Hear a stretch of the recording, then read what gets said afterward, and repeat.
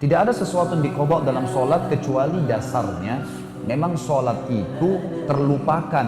Misal hadits Nabi SAW yang berbunyi, siapa yang lupa sholat maka dia kerjakan kapan dia ingat. Contoh, ini contoh saja ya.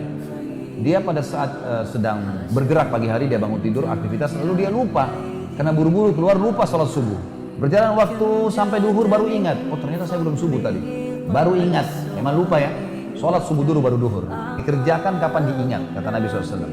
Hanya ini. Tapi kalau ada orang tidak sholat selama 40 tahun, terus sekarang baru taubat, terus dia mau qadha 40 tahun, ini nggak ada dalilnya. Loh, ini pernah terjadi soalnya.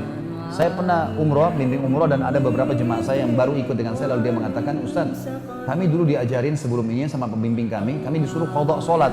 Jadi habis sholat duhur, sholat lagi duhur. Berapa rakaat pun kami mampu dengan untuk sholat-sholat, niatkan sholat-sholat dulu yang tertinggal gitu. Padahal dia tidak tahu sholat tertinggal yang mana, berapa, pokoknya sholat aja, semampunya kerjain. Ini nggak ada dalilnya ini. Bahkan hadis Bukhari membantah itu, hadis sahih. Pernah ada seorang wanita datang kepada Aisyah radhiyallahu anha dan berkata, wahai Aisyah, kenapa kami disuruh mengqadha puasa kami? Kan orang kalau punya utang Ramadan tetap harus qadha kan? Kenapa kami disuruh qadha puasa kami, sementara kami nggak disuruh qadha sholat kami? Begitu hadisnya. Maka kata Aisyah, apa kamu dari wilayah Haruri? Haruri ini wilayah di Irak teman-teman, tempatnya kaum Khawarij. Khawarij ini orang yang mengambil hukum Al-Quran apa adanya, letterlet yang kelihatan saja. Perangnya orang kafir, berarti semua orang kafir perang. Mau tetangganya kafir pun boleh dibunuh. Ini kan salah. Ini wilayah Haruri tempatnya mereka.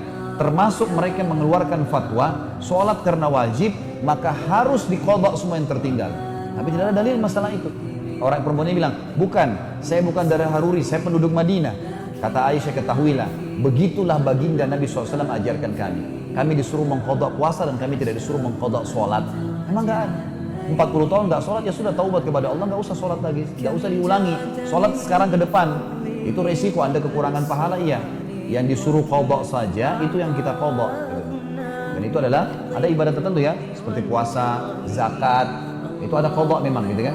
Kita tidak zakat selama 5 tahun, baru tahu hukum.